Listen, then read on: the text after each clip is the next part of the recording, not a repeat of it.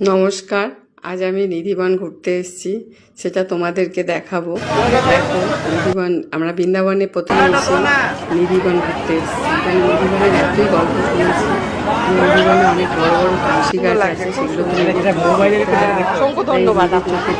ঠিক আছে, আপনি আমাকে এরকম জায়গায় নিয়ে আসার জন্য আপনাকে অসংখ্য ধন্যবাদ। ডালপালা, মানে এত বড় তুলসী গাছ আমি কোনোদিনও দেখি না। মানে সব দিকে এখানে কথিত আছে শ্রীকৃষ্ণ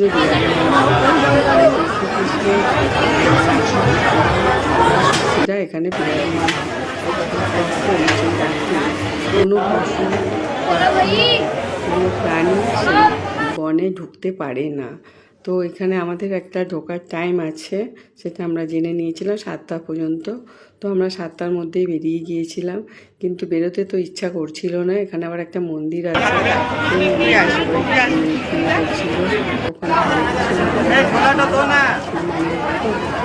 সুন্দর লাগছে, খুব সুন্দর। অসংখ্য ধন্যবাদ আপনার। অবশ্যই আসবে, মানে